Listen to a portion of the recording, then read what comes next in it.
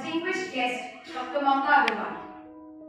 Let me introduce our esteemed guest and share a little about her journey. Dr. Mamta, a gold medalist in MA Psychology, is a psychologist, psychotherapist, cognitive behavioral therapy practitioner, and art and color therapist. She also holds a PG diploma in vocational guidance and career counseling. She has published 8 research papers, have reviewed 8 papers, participated and presented in nearly 16 seminars and conferences. She is also an editor of Journal of Social Research Foundation, Kanpur, and IIP proceedings for the book Futuristic Trend in Social Science. Her presence here today is not just a visit, but an opportunity for all of us to gain invaluable insights and wisdom. On the behalf of our entire school community, I extend our sincere gratitude to Dr. Mamta for taking time out of her busy schedule to be here with us and ignite the young minds of PMs.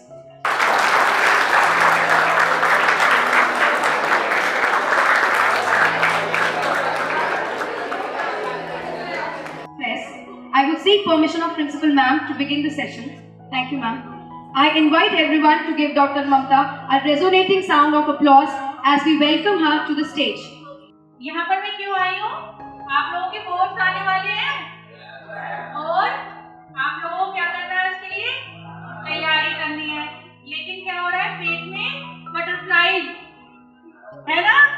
आ रही है कि क्या होगा, कैसे होगा? But we have to prepare for it. चलो थोड़ी सी बात करते हैं ना एग्जाम के बारे में, है ना? क्योंकि हमें डर लगता है। क्यों डर लगता है? क्योंकि कहीं ना कहीं कमी है हमारी स्टडी हैबिट में, मतलब हम जो पढ़ने का तरीका यूज करते हैं उसमें है। ठीक है, ये पूरी ब्लैंक है ना?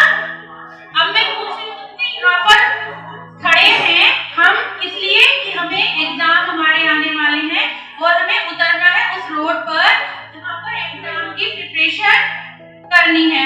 ठीक है, तो यहाँ पर हम किस फॉर्म में खड़े हैं? टेंशन लिए। हमें समझ ही नहीं आ रहा कि हम इस रोड पे उतरे और यहाँ पर क्या है? यहाँ पर है सक्सेस, जब ये रोड पूरी हो जाएगी। लेकिन दिक्कत क्या हो रही है? हम रोड पर उतर ही नहीं पा रहे हैं। हम रोड के स्टार्टिंग में ही डर जा रहे हैं कि हम किस तरह से एग्जाम के लिए तैयार हो। हम जो सीखते हैं अपनी लाइफ में, जो सीखते हैं ना, वो 2 तरह का अभी आपकी एज में हम सीख रहे हैं। पहला क्या है? जनरल में क्या है कि हम जो डेली लाइफ में सीखते हैं, साइकिल चलाना, स्कूटी चलाना, गाड़ी चलाना, दूसरों से बात करनी सीखनी, खाना बनाना सीखना, है ना? और दूसरा अभी आपकी लाइफ में सीखना किस तरह का है? आपकी पढ़ाई से रिलेटेड, है ना? कि आप क्या पढ़ रहे हैं और इस पढ़ाई को आप अपनी लाइफ में आगे किस तरह से यूज करेंगे, क्या बनेंगे, क्या आपके फ्यूचर में टारगेट है जो आपको उस पढ़ाई से अचीव करना है। तो यहाँ पर जो आप लर्निंग अभी इस एज में गेन कर रहे हैं वो 2 है। एक तो आप अपनी लाइफ से रिलेटेड कॉमन लर्निंग जो हर एक कोई सीखता है, दूसरा एग्जाम लर्निंग या हम कह सकते हैं एकेडमिक लर्निंग, पढ़ाई से related different type of topic से रिलेटेड सीखना, है ना?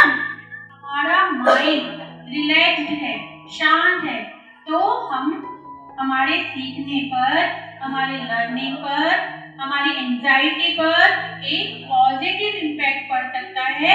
बट उसके लिए सबसे पहले जरूरी है हमारे माइंड का शांत होना, रिलैक्स होना, काम होना। तो अब ये कुछ क्वेश्चन है। मैं आपसे पहला क्वेश्चन पूछती हूँ कि आप अपने एकेडमिक्स को लेकर ही सोचिए केवल कि क्या आपके कंट्रोल में है और क्या आपके कंट्रोल में नहीं है। क्या क्या चीजें आपके कंट्रोल में नहीं है एग्जाम से रिलेटेड? एग्जाम से रिलेटेड क्या क्या चीजें आपके कंट्रोल से बाहर है, आपके कंट्रोल में है ही नहीं? सिलेबस, चलो, और क्वेश्चन पेपर और सैंपल पेपर और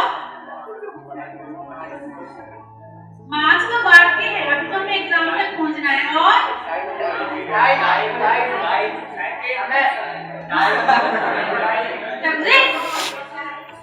एग्जाम चेकिंग, वो भी एग्जाम देने के बाद का है। और टाइम, देखो सैंपल पेपर तुम्हारे कंट्रोल में है, कोई जरूरत नहीं है बोलने की कि नहीं है कंट्रोल में। और दूसरा है क्या बोला अभी, सिलेबस। सिलेबस भी हमारे कंट्रोल में। हमारे कंट्रोल में दो चीज नहीं है, एक तो क्वेश्चन पेपर क्योंकि वो हम सेट नहीं करेंगे, दूसरा एग्जाम डेट क्योंकि वो भी हम डिसाइड नहीं करेंगे। स्टूडेंट को एग्जाम में तुम डरते हो तो सिर्फ तुम्हारे डरने में क्वेश्चन, तुम्हारे डरने के लिए क्वेश्चन पेपर और डेट ही तुम्हारे कंट्रोल में नहीं है, पर जो एग्जामिनेशन का होल पार्ट है तुम्हारा सिलेबस और तुम्हारा पढ़ने का तरीका, वो पूरा का पूरा तुम्हारे कंट्रोल में है। तो अक्सर बच्चे ऐसा करते हैं कि वो ये सोचने लग जाते हैं कि मैंने पहले क्या किया, मैंने तैयारी नहीं की, ठीक है, मैंने अच्छे से ये सब्जेक्ट नहीं पढ़ा, मेरे पास में ऐसा ऐसा हो गया, या फिर मेरा फ्यूचर कैसा होगा, अगर मेरे एग्जाम अच्छे नहीं गए तो फिर क्या होगा फ्यूचर में मेरे साथ। दूसरा, इसीलिए जब भी कभी एग्जाम देने जाओ तो क्या है, एग्जाम के लिए प्रिपरेशन करो तो सबसे जरूरी क्या है कि प्रेजेंट में रहो, कि अभी क्या है, पास्ट में क्या हुआ, तैयारी हुई या कम हुई या नहीं हुई। अगर वो हम आज के दिन में मैटर करेंगे, ध्यान में लाएंगे कि अरे अब क्या होगा, तो उसका इफेक्ट हमारे प्रेजेंट में पड़ेगा। इसीलिए जितना भी टाइम है ना, उतने टाइम पर ध्यान दो कि इतना टाइम है, इतने टाइम पर मुझे तैयार करना है। दूसरा क्या है, थिंक अबाउट परमानेंस, मतलब एक चीज बताओ, क्या लाइफ में, क्या हमारे संसार में कोई भी चीज परमानेंट है? नहीं है ना। तो ये जो एग्जाम है, आएंगे और आकर चले जाएंगे। तुम्हारा जो डर है वो आएगा और आकर कब चला जाएगा, जब वो एग्जाम खत्म हो जाएंगे। एक बात और, एग्जाम जो है ऐसा तो है नहीं तुम पहली बार देने जा रहे हो, 10th तक पहुंचे हो तो with the help of exam में पहुंचे हो, अलग अलग स्टेज में अलग अलग एग्जाम देकर आए हो, है ना। तो इस डर से बार बार गुजरे हो। अब क्या डर है तुम्हारे ऊपर, एक बोर्ड का प्रेशर है कि बोर्ड आने वाला है, बोर्ड में वही आएगा जितना तुम्हारा सिलेबस में है, उससे अलग कुछ नहीं आएगा। तो डरना क्यों, एग्जाम तो तुम देते चले आ रहे हो, इससे पहले भी एग्जाम दिए, कोई नए एग्जाम तो देने नहीं जा रहे हो, है ना। अगर तुम कोई लाइफ में बिल्कुल ऐसा नया एग्जाम दे रहे हो जो तुमने लाइफ में फेस ही नहीं करा, तब तुम डरोगे। यहाँ पर सिलेबस तुम्हारे कंट्रोल में, तुम्हारे पढ़ने की टेक्निक तुम्हारे कंट्रोल में, तो डरना क्या, ठीक है। अच्छा एक बात बताओ मुझे, तुम्हारे घर में छोटे बहन भाई किस किस के घर में है, और कौन अपने घर में खुद ही छोटा है? मुझे एक बात बताओ, छोटे बहन भाइयों से झगड़ा होता है? बहुत होता है। अब ये बताओ, जब छोटे बहन भाइयों से झगड़ा होता है तो छोटे बहन भाई अक्सर ऐसा बोल देते हैं गुस्से में, जो तुम्हें पसंद नहीं आता, ऐसा होता है।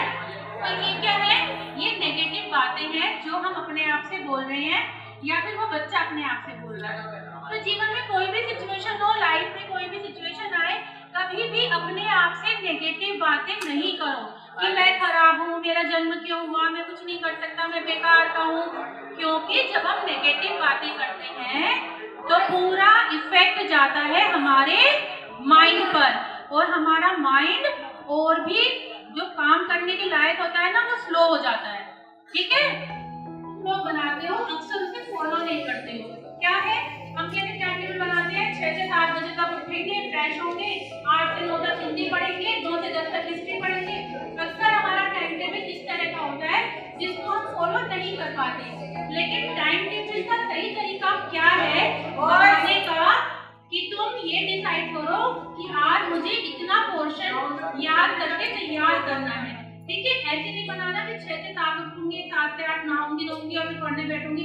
इस तरह का टाइम टेबल कभी भी फॉलो नहीं कर पाता कोई भी व्यक्ति। तो इसीलिए टाइम टेबल इस तरह का बनाना कि तुम्हें टारगेट याद नहीं, एसएसटी में इतने चैप्टर कंप्लीट करने हैं, तो और उसको फॉलो करने की कोशिश ज्यादा करना। रियलिस्टिक टारगेट सेट करो। अक्सर क्या होता है, बच्चे क्या करते हैं कि आज मैं ये भी फिनिश कर दूंगा, ये भी फिनिश कर दूंगा, ये भी फिनिश कर दूंगा। कई सारे टारगेट एक साथ लेकर चलते हैं, उससे क्या होता है माइंड पे एक एक्स्ट्रा प्रेशर सेट हो जाता है। लेकिन क्या जरूरी है कि हमें जितना हम कर सकते हैं उतना टारगेट लेकर चलें। जब वो कंप्लीट हो जाएगा तो एक सेटिस्फेक्शन की फीलिंग मन में आती है कि हमने कर लिया, जो हमको पॉजिटिवली मोटिवेट करती है और अच्छा करने के लिए। इतना टारगेट पूरा होगा तो नेक्स्ट टारगेट फिर हम कोशिश करेंगे जरूर थोड़ा बड़ा बना लें, है ना। तो इसीलिए पहला टारगेट उतना रखो जितना तुम कर सकते हो, तुम्हें लगता है कि इतना हो जाएगा, एक्स्ट्रा पे मत जाओ। ठीक, तुम्हें ही तुम्हारे ही सामने नजर आएंगे।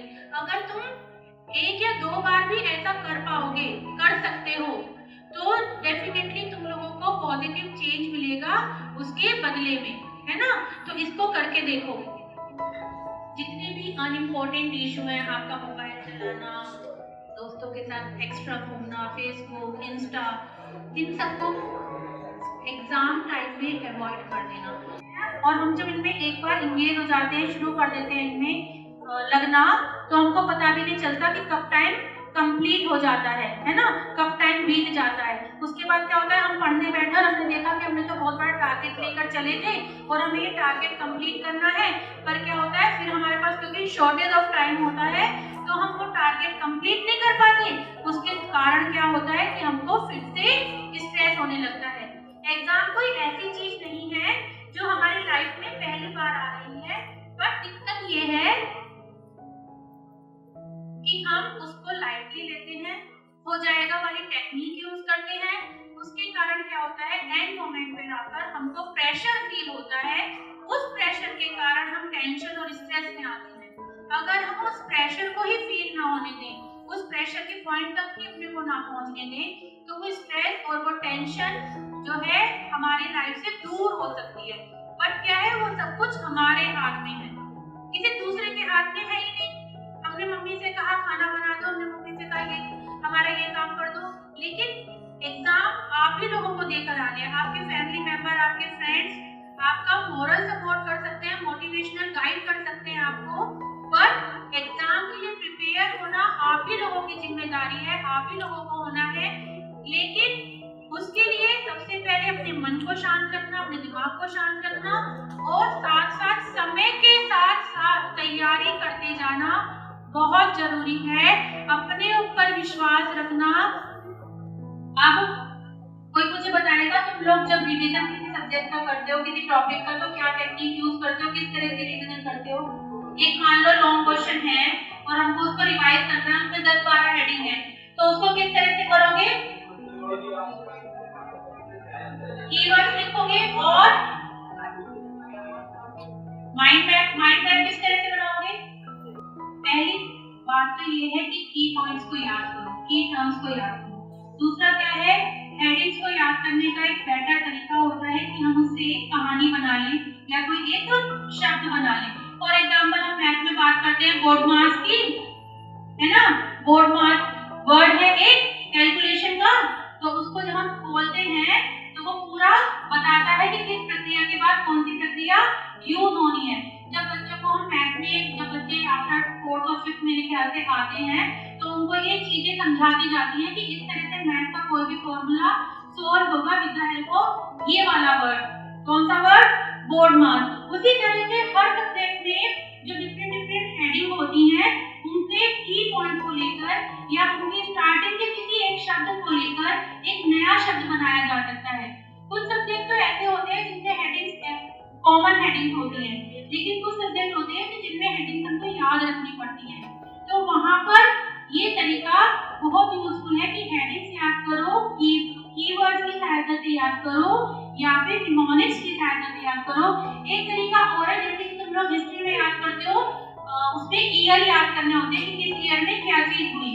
नंबर याद करा और तुरंत इसको डायल करने चले, और उसके बाद क्या हुआ कि किसी ने हमको बीच में बोल दिया या डिस्टर्ब कर दिया, तो हम वो फोन नंबर भूल जाते हैं। तो उसके लिए सबसे अच्छा तरीका क्या होता है कि उस फोन नंबर को ग्रुपिंग कर लो, जैसे कि 3-3 उसमें नंबर्स में उसको डिवाइड कर लो। फॉर एग्जांपल 9359910655, हम उसको कर लो 95 एक ग्रुप में, 105 एक ग्रुप में, इस तरह से उसकी ग्रुपिंग कर लो। वही चीज है हिस्ट्री में भी, जब आप जो ईयर्स याद करते हो, तो उनको पहले सीक्वेंस में लगाओ और फिर उनकी ग्रुपिंग कर लो, उनको एक होल नंबर दे दो, उसको करके याद करोगे तो चीजें आसानी से याद हो सकती हैं, माइंड में सेट हो सकती हैं। जो भी कुछ याद करा है उसको फ्लो चार्ट में या डायग्राम के फॉर्म में याद करो, क्योंकि क्या होता है जब हम किसी चीज को एक डायग्राम के रूप में दे देते हैं, डायग्राम बना लेते हैं और अपने माइंड में उस डायग्राम को सेट कर लेते हैं, तो हमको इतना डिटेल याद करने की जरूरत नहीं होती है ना।